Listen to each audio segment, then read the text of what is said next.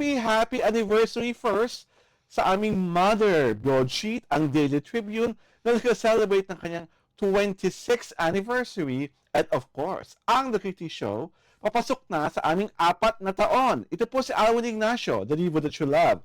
Kasama ko ang aking kumaring Ultra Maldita. Hi, this is Alex Brosas. At syempre pa, welcome sa Tarayan at Talakayan Showbiz Edition. Mga palakpakan muna tayong lahat kasi 26 years ang Daily Tribune at papasok na sa 4 na taon ang The Kitty Show, Tarayan at Talakayan Showbiz Edition. Mare, how do you feel about the fact that, hey, we are part of Daily Tribune at ano nga ba ang kwento mo sa ating anniversary special?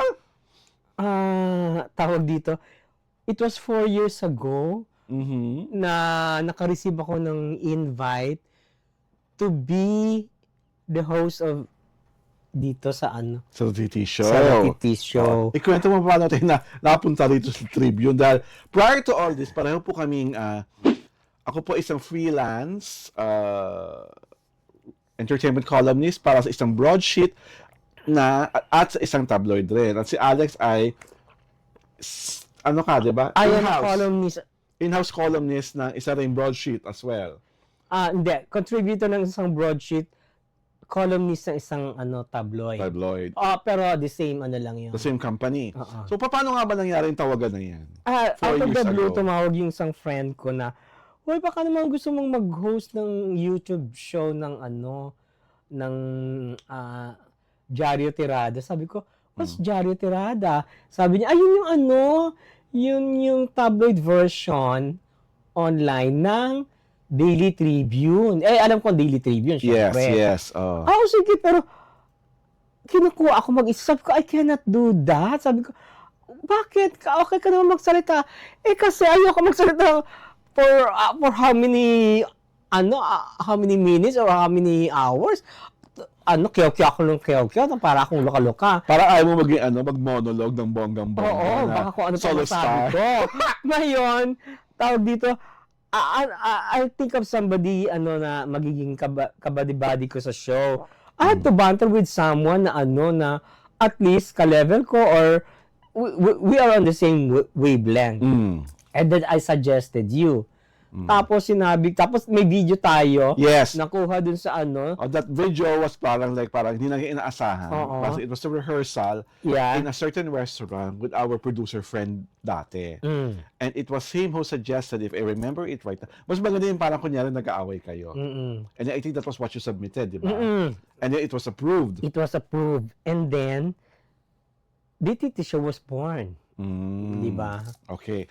When we had our first meeting 4 years ago, immediately, hiningan ako ng title ni Alvin, ni Mr. Kasiban. Kung ano bang title ng show niyo. Out of the blue, di ba? Pumasok agad sa utak ko. Sabi ko, The Kitty Show. Walang kaabog-abog. Tarayan at Talakayan Showbiz Edition. Natuwa sila kasi merong D at T. Kasi for Daily Tribune and Diario Tirada. And it was also working on the naughtiness, the TT. Tarayan at Talakayan Showbiz Edition. And also before, ang tawag namin sa mga follower namin ay Katitinian. Pero sabi nila, parang baka ma-sensor, ginawa lang Katirada. Pero alam mo, parang mas bongga talaga yung Katitinian eh. Well, subject to interpretation.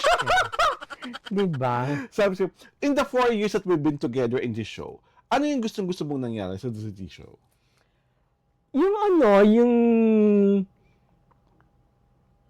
Parang pinag-uusapan natin yung kung sino-sino. We're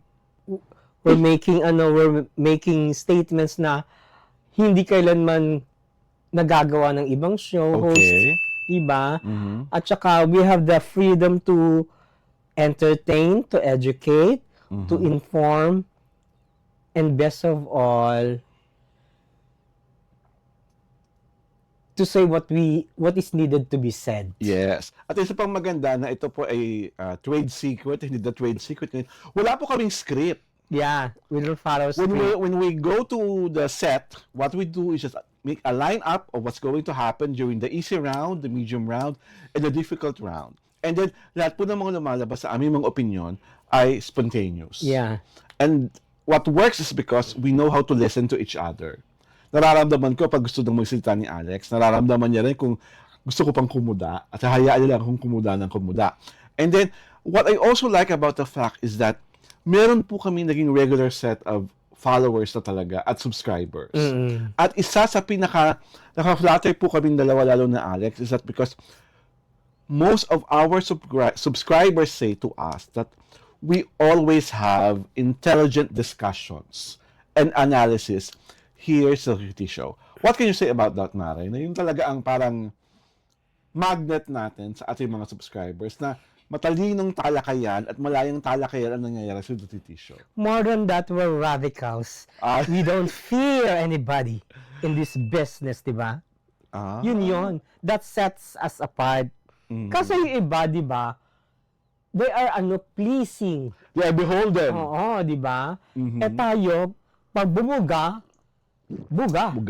Di ba? At higit sa lahat po, hindi kami kumakanta. Ay! Na kung ano-ano. Parang tinanggal na yung kanta. Hindi kumakanta-kanta? O, parang nagiging dalawa na lang sila lately, Kawalan ba? Ha? Kawalan ba yun? Yung kakakantang yun? Parang hindi naman masyado. It depends. Diba? It depends. Ayan, isa pang maganda sa amin, when we are both fierce on a certain topic, makikita niyo po talaga yung fierceness. Pataasan po talaga kami ng level, ng emosyon, ng boses. Parang literal na lang, magsasapakan na kami dalawa, pero we never do it. Diba? Kasi nga, that's democracy in progress. That's what you call, there's nothing more stimulating than having a partner na talagang pinapakita sa iyo yung ingting niya, pinapakita niya sa iyo yung talino niya. So dapat hindi ka lang makasabay, hindi ka lang makatapat. Dapat kabugan ito. Right ko? Bakit sa baba walang kabugan? Ay, Diyos ko, yung iba. Yes, ma'am lang yes, ma'am sa mga host nila. Yung iba naman, para lang mga chihuahua-wap sa likod. Diba? Na wala naman kinasabing substantial. Diba? Sunod lang na sunod. Oo nga, chu. Ay, yung iba? Yung iba pa? Yung iba naman wala akong pakialam. Kasi puro naman sila pangit, no? Ay!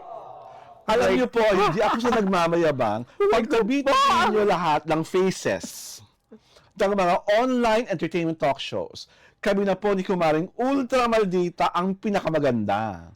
At in fairness, powder lang yan.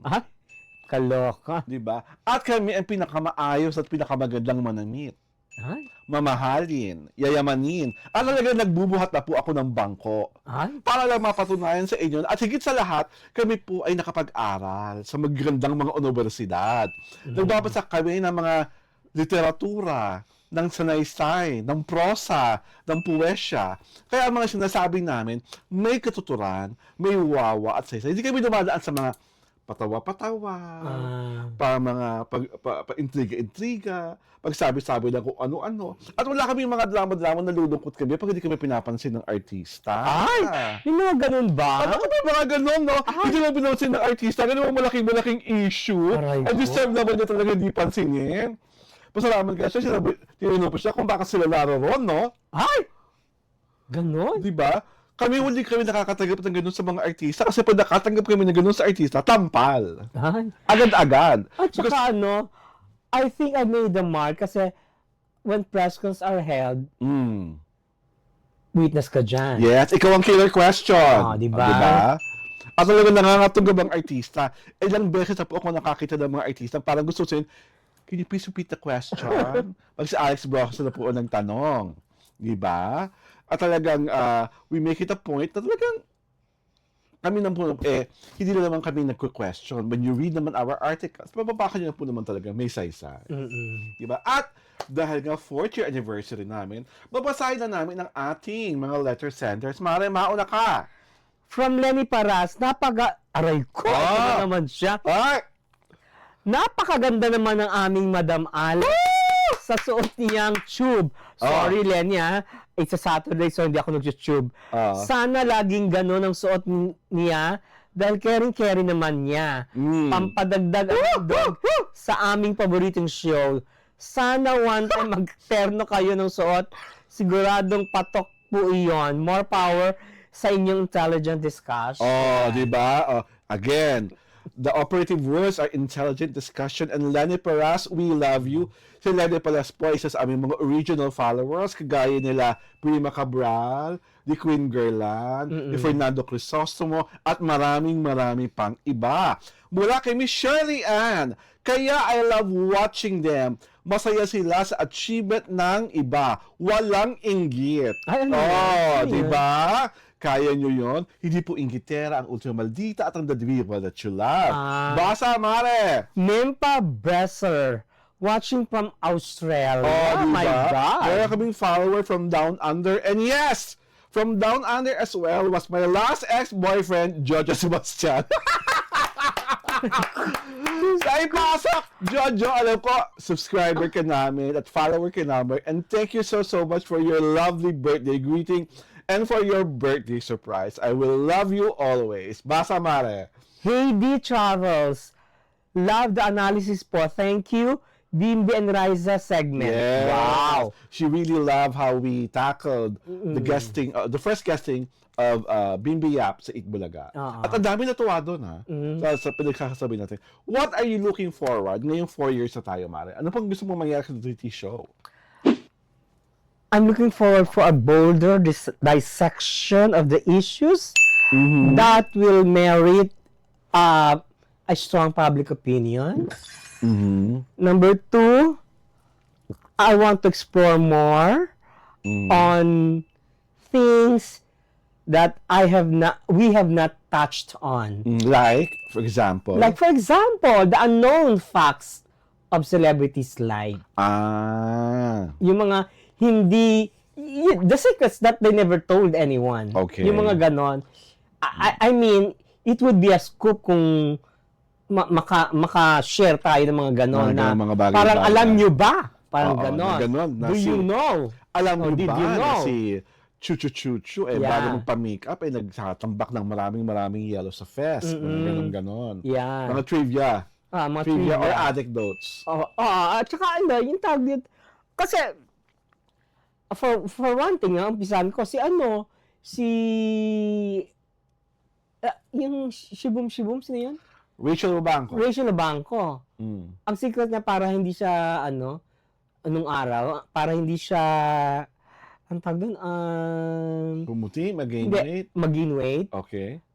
Kudara, pupunta siya sa handaan. She has candies. So, kain ng candies. So, pag inalok, so parang, busog siya. wala na yung appetite niya. Okay. O like si Arnel Ignacio, ayaw niya ng yung kunwari, ititir mo yung kape, or yung siya doon sa yung sa tunog na so, kailangan may scissor siya palagi. Guguntingin. Oo, kailangan guguntingin. Things like that, di ba? Na very informative, di ba? Parang malaman nila na, ay, ganun pala sila. O yung sila, one more na, yung magkakaibigan, sila Laura Tolentino, sila Gina Alahar. Hindi nila kinukuskus yung mukha nila. Para laging maintain ng youthful. Basta sasabunan nila, tapos gaganyan lang nila. Tapos, hindi sila nagkukuskus ng ng towel, labakara, gano'n. Hindi. Tapos, wash ng water, chuchucho. Hindi na, papatuyuin na lang nila sa mukha. Oo, ng kusa. Kaya kita mo, ang kikinis. Okay. Yung mga ganon. And before we end our easy round, my wish for the TT show is finally, we get our silver button. This is Arwin Ignacio, the diva that you love. Together with me is my kamaring Ultra Maldita. Hi, this is Alex Brosas. And welcome to the 4th year of the TT show, Tariana Talakian Showbiz Edition.